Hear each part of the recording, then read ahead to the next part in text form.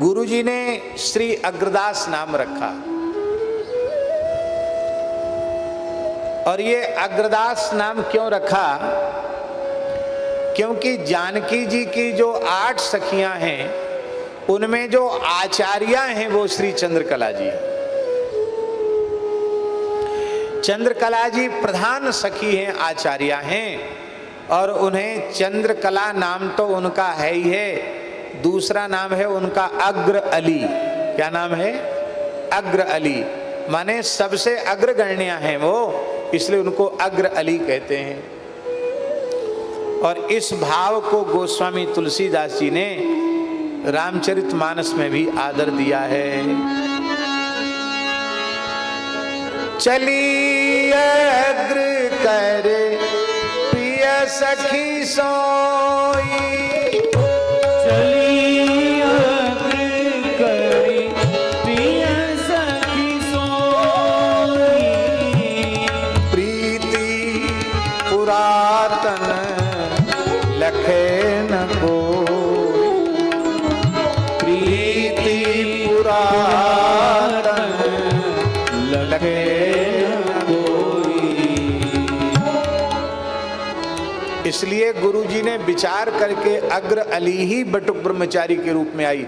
महाराज जी, अग्रदेवाचार्य जी के अवतरण का प्रसंग बड़ा विलक्षण है।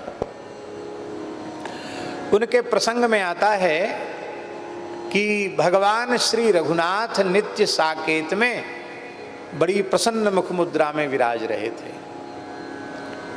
प्रसन्न तो रहते ही हैं, प्रसन्नताम यान गथा विषेकतस्तथा न ममले बनवास दुखतः मुखाम्बुज श्री रघुनंदनस्य में सदास्तु सा मंजुल मंगल प्रदा।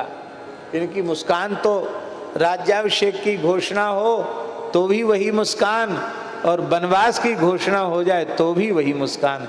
इनकी मुस्कान में तो अंतर पड़ता नहीं, पर आज मुस्कुरा नहीं रहे, बहुत ज्यादा आह्लादित दिखाई पड़ रहे हैं। तो वामांक में विराजमान श्री किशोरी जी ने पूछा, जय जय प्राण जीवन धन, आज प्रसन्न तो आप रहते ही हैं, पर आज विशेष विशेष प्रसन्नता आपकी मुखारविंद से प्रकट हो रही है, उसका कोई विशेष प्रयोजन? बोले हाँ प्रयोजन है। मैंने धरती पर श्री रामानंदाचार्य रूप से प्रकट होकर समाज के सभी वर्गों के लिए भागवत धर्म के, भक्ति के, शरणागति के, प्रपत्ति के द्वार खोलकर देखो कितने जीवों के लिए अपने नित्य धाम का द्वार खोल दिया है। बहुत बड़ा भक्ति का प्रचार प्रसार श्री रामानंदाचार्य जी के द्वारा किया गया, संपन्न हुआ। रामानंद स्वयं रामा प्रादुर्भूतो महीतले। और नाभाजी ने श्री रामानंदाचार्य जी के संबंध में भी लिखा, श्री रामानंद रघुनाथ ज्यों द्वितीय सेतु जगतरण कियो, बहुत काल बपुधारी के प्रणत जनन को पार दियो, श्री रामानंद रघुनाथ ज्यों द्वितीय सेतु जगतरण कियो। आचार्यों में सबसे अधिक समय तक श्री रामानंदाचार्य जी विराजे।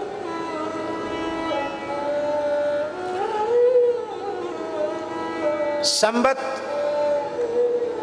1256 उनके आविर्भाव का काल है, और संवत 1515 में रामनवमी के दिन वो भगवत धाम प्रयाण किए काशी में पंचगंगा घाट से। तो 1256 से 1515 कितना हुआ? लगभग 259 वर्ष, 250 वर्ष से अधिक विराजे। बहुत भक्ति का प्रचार प्रसार उनके द्वारा हुआ। इसलिए नाभाजी लिखते, बहुत काल बपुधारी के प्रणत जनन को पार दियो, श्री रामानंद रघुनाथ जी द्वितीय सेतु जगतरण कियो। माने मोटा मोटी देखो तो 13वीं सदी से लेके 15वीं सदी, 1515 माने 16वीं सदी का आगमन हो गया। तो मोटा मोटी देखें तो 13वीं सदी से 15वीं सदी के आरंभ तक, 16वीं सदी के आरंभ तक, इतने लंबे समय तक वो विराजे। और बहुत बड़ा भक्ति का प्रचार प्रसार का कार्य उनके द्वारा संपन्न हुआ। तो भगवान बोले मैं इसलिए प्रसन्न हो रहा हूं कि मैंने सबके लिए द्वार खोल दिए और कितना देखो भक्ति का प्रचार हुआ। 12 महाभागवत ही उनके 12 शिष्यों के रूप में प्रकट हुए। श्री ब्रह्मा जी महाराज अनंतानंदाचार्य जी के रूप से प्रकट हुए, श्री नारद जी महाराज सुरसुरानंदाचार्य जी के रूप से प्रकट हुए, भगवान शिव उज्जैन नगरी में श्री सुखानंदाचार्य जी के रूप से प्रकट हुए, स्वयंभूर नारद शंभु कुमारा सनकादिक भगवान श्री नरहरि आनंदाचार्य जी के रूप में प्रकट हुए, कपिल भगवान श्री योगानंदाचार्य जी के रूप में प्रकट हुए, मनु जी महाराज संत पीपा जी के रूप में प्रकट हुए, प्रहलाद जी महाराज श्री संत कबीरदास जी के रूप में प्रकट हुए, जनका श्री जनक जी महाराज श्री भावानंदाचार्य के रूप से प्रकट हुए, जिनका पूर्वाश्रम का नाम श्री विठ्ठल पंथ था, श्री संत निवृत्तिनाथ, संत ज्ञानेश्वर, संत सोपान देव और मुक्ताबाई के पिता होने का सौभाग्य जिन्हें प्राप्त हुआ। ऐसे श्री भावानंदाचार्य जी महाराज वो जनक जी के अवतार हैं। भीष्म जी महाराज पितामह भीष्म बांधवगढ़ नरेश के राजकीय नापित के रूप में सेना नाई के रूप में प्रकट हुए और बलि जी महाराज आत्मसमर्पण भक्ति के आचार्य बलि जी महाराज वो श्री धन्ना जाट के रूप में प्रकट हुए। राजस्थान के टोंक जिले के धुवन कला गांव में धन्ना जाट के रूप में प्रकट हुए। श्री सुखदेव जी महाराज वे गालवानंदाचार्य जी के रूप में प्रकट हुए और श्री धर्मराज यमराज संत रैदास जी के रूप में प्रकट हुए। इन 12 शिष्यों के द्वारा भागवत धर्म का समाज का कोई वर्ग नहीं बचा। समाज के सभी वर्गों को भगवान की भक्ति का उपदेश आपके द्वारा प्रदान किया गया। भगवान तो बड़ी बड़ाई कर रहे थे कि मैंने आचार्य रूप से प्रकट होकर देखो कितना हित किया। किशोरी जी ने बहुत ज्यादा कोई प्रशंसा नहीं की। बोला हाँ ठीक है आपका जो बोले रे हम तो सोचते थे कि आप बहुत प्रशंसा करती, पर क्या बात है हमारे इस आचार्यावतार में कोई न्यूनता रह गई क्या कोई कार्य अवशिष्ट बच गया क्या? तो श्री जानकी जी ने कहा, महाराज जी जानकी जी ने कहा कि आपने अपने नित्य धाम की प्राप्ति के द्वार तो खोल दिए, लेकिन किसी के हृदय में मधुर भाव की उपासना करने का भाव जागृत हो और वो श्री महल में प्रिया प्रियतम की सखी सहचरी भाव से सेवा करना चाहता हो कोई जीव, उसके लिए तो आपने मार्ग को गुप्त रखा है, उसको तो आपने प्रकट ही नहीं किया। तो जीवों को श्री महल की टहल देने का द्वार आपने नहीं खोला, ये न्यूनता रह गई।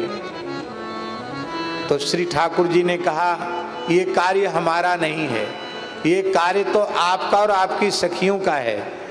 हमारी महाराज जी ब्रजलीला में ललता विशाखा लाल जी को भीतर जाने से रोक देती हैं और हमारे रमण बिहारी को निहोरे करने पड़ते हैं कि ललता जी आपकी कृपा हो जाए तो हमें श्री राधा रानी का वृषभानु नंदिनी का दर्शन हो जाए। तो महाराज ये महल में तो आपका साम्राज्य है। आज भी महाराज जी अयोध्या कनक भवन में जो प्रातःकालीन या रात्रिकालीन स्तुति होती है उसमें राम जी का श्लोक पहले नहीं बोला जाता है, क्योंकि महल है ना, वहाँ जानकी जी की प्रधानता है। तो वहाँ वंदे विदेह तनया पद पुंडरीकम यहीं से स्तुति शुरू होती है, वंदे विदेह तनया।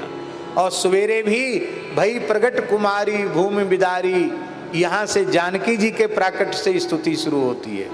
हमने वहाँ पूछा कि सब जगह अलग पद्धति यहाँ क्यों? तो वहाँ के पुजारी ने कहा बाबा सब जगह मंदिर है, यहाँ महल है, यहाँ जानकी जी की प्रधानता। बोलो भक्तवत्सल भगवान की। तो ये तो आप कर सको, आपकी सखी कर सकें। तो श्री जानकी जी ने मधुरोपासना की प्रतिष्ठा और प्रचार प्रसार के लिए श्री चंद्रकला जी की ओर देखा।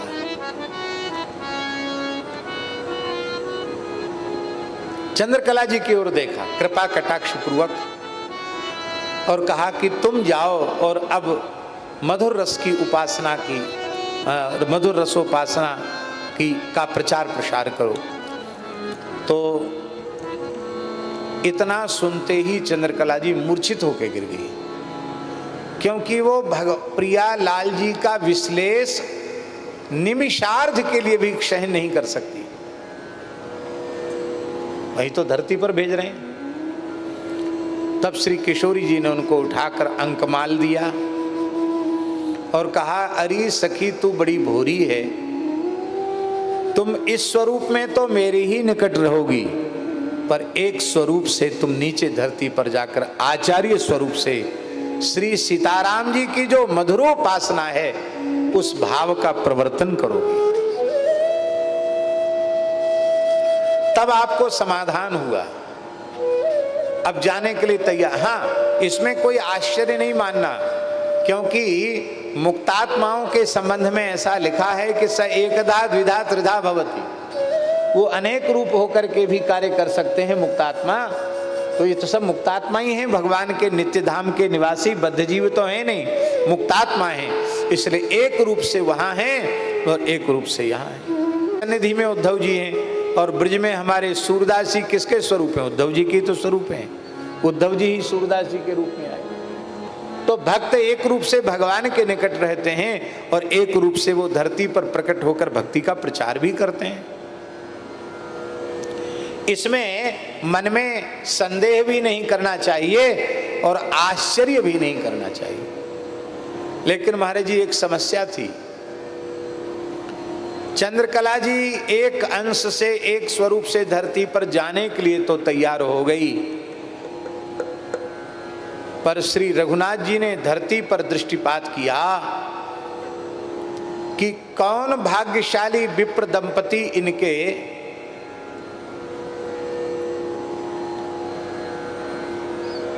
माता पिता बन सकते हैं। तो भगवान ने कहा, इस समय धरती पर कोई ऐसे दिव्य दंपति नहीं है जो चंद्रकाली जी को गर्भ में धारण कर सकें, और अवतार अभी लेना है। तब कार्य क्या किया जाए? तब किशोरी जी ने आज्ञा दी, इसी स्वरूप से जाओ। और गलता के आकाश में पहुंचते ही 12 वर्ष के बटुक ब्रह्मचारी के रूप से प्रकट होकर के श्री पयहारी जी के चरणों में अपना समर्पण कर दो। तो सखी स्वरूप से तो नित्य साकेत से आए हैं, और जैसे ही गलता के आकाश में जैसे ही आए, वटुक ब्रह्मचारी का रूप धारण कर लिया, पयहारी जी को प्रणाम किया, तो उन्होंने देखते ही कहा कि हम तो तुम्हारी प्रतीक्षा ही कर रहे थे। वाह, बहुत अच्छा हुआ। और तत्काल उन्होंने वेश दे दिया और उनको दीक्षा दे करके नाम श्री अग्रदास यह नाम रखा। उसी समय आमेर नरेश महाराजा पृथ्वीराज आ गए। उन्होंने कहा, महाराज आज बड़ा आनंद में आप हैं, बहुत प्रसन्न हैं, क्या कारण है? तो महाराज जी, सत शिष्य मिलकर गुरु जी को कितनी प्रसन्नता होती है ये चेला नहीं जान सकता, ये तो गुरु जी अनुभव कर सकते हैं। श्री अग्रदेवाचार्य जी को प्राप्त करके पयहारी जी प्रसन्न हैं। उन्होंने कहा, आज एक अत्यंत उत्कृष्टतम श्रेष्ठतम आध्यात्मिक उत्तराधिकारी शिष्य मुझे प्राप्त हो गया। इस शिष्य की प्राप्ति में उत्सव हो रहा है। पुराना समय ऐसा था महाराज जी कि किसी को साधु बनाते थे तो स्थान में भंडारा होता था। हाँ, अभी भी ठाकुर जी को भोग लगता है और गौ सेवा, ब्राह्मण सेवा, संत सेवा, और सब संतों का चरणामृत उतरवाया जाता है और कहते भैया हाँ ये नया चेला आया है, ये नया सेवक आया। बोलो भक्तवत्सल भगवान की जय। और तुरंत तो दीक्षा देते ही नहीं, 2 वर्ष, 4 वर्ष, 6 वर्ष पहले सेवा करवा करके फिर देखते कि हाँ ये अब साधुओं में रह सकता है, अब ये लौट के घर नहीं जाएगा, ऐसा कोई काम नहीं करेगा जिससे भगवान का भेष लज्जित हो। तो फिर कहते हैं हाँ भैया अब ठीक है, अब तुमको वेश दे देते हैं। तो पयहारी जी महाराज से कहा महाराज उत्सव छोटा क्यों, बड़ा उत्सव मनाइए। कितना बड़ा उत्सव? तो श्री पृथ्वीराज जी ने कहा कि 1 वर्ष का उत्सव तो मनाया जाना चाहिए। कितने वर्ष का महाराज जी? 1 वर्ष का। अग्रदेवाचार्य जी के ये फाल्गुन शुक्ला द्वितीया थी, जिस दिन उनका प्राकट्य हुआ, उसी को अग्रदेवाचार्य जयंती कहते हैं।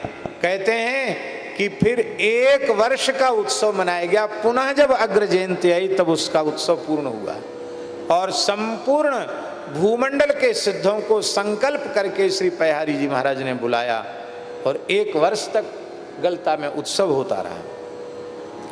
पर अग्र स्वामी जी का नाम अग्रदेवाचार्य जी अथवा अग्रदास जी, और साधु तो अपने एक कोई न कोई साधु सही नाम धर लेते हैं, अपभ्रंश हो जाते हैं महाराज जी कुछ शब्द। तो अग्र स्वामी जी को वाणी के ग्रंथों अगर स्वामी भी लिखा, कहीं कि अगर स्वामी, अग्र स्वामी को अगर स्वामी। इसी बात को प्रियादासी लिख रहे हैं, सुने हे अगर। नाम तो वैसे इनका श्री अग्रदासी है, अग्र अली होने के कारण, लेकिन हमने सुना है साधुओं के मुख से अगर स्वामी जी, अगर स्वामी जी। तो अगर तो एक सुगंधित वृक्ष होता है और उस अगर से चोवा बनाया जाता है। सुगंधित चोवा महाराज इतर के जैसा ही तो होता ना चोवा जी जी। सुगंधित द्रव होता है, उसको चोवा कहते हैं। चोवा चंदन में विच चोवा। तो कहते हैं हमने तो सुना कि इनके गुरुजी का नाम अगर स्वामी। तो अगर माने सुगंधित पौधा, अगर का अगर तगर। तो अगर से लगता है इत्र निकाला गया है, अगर का इत्र है नाभाजी और उस इत्र की सुगंध भक्तमाल है। हमारे महाराज जी कहते थे विशेष बात, महाराज जी कहते थे कि हमारे जो आर्ष ग्रंथ हैं, श्रीमद् भागवत, श्रीमद् भगवद गीता, प्रधान का नाम ले रहे हैं, श्रीमद् भागवत, श्रीमद् भगवद गीता, श्रीमद् रामचरितमानस, श्रीमद् वाल्मीकि रामायण प्रवृत्ति, ये मनुष्य को स्वर्ण बना देते हैं, स्वर्ण के समान चमत्कृत कर देते हैं, अत्यंत मूल्यवान बना देते हैं, दिव्य बना देते हैं। ये मनुष्य को स्वर्ण बना देते हैं। और स्वर्ण में सुगंध हो तो,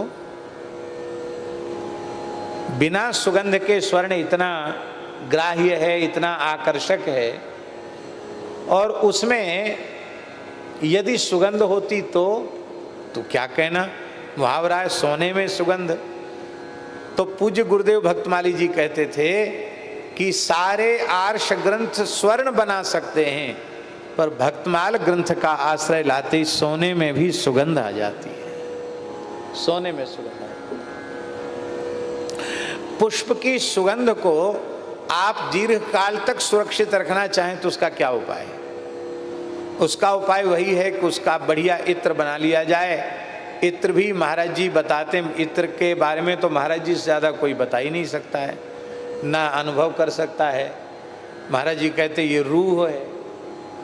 रूह माने उस इत्र की भी आत्मा है। ये रूह खस है, ये गुलाब की रूह है, ये खस की रूह है, ये चंदन की रूह है। तो रूह से तो कितना कितना इतर लोग बना देते होंगे। तो ऐसे ही ये भक्त पुष्प हैं, और भक्त पुष्पों की सुगंध, भक्त पुष्पों का सार सर्वस्व मानो नाभाजी हैं, और उसकी जो दिव्य सुगंध है वो मानो भक्तमाल है।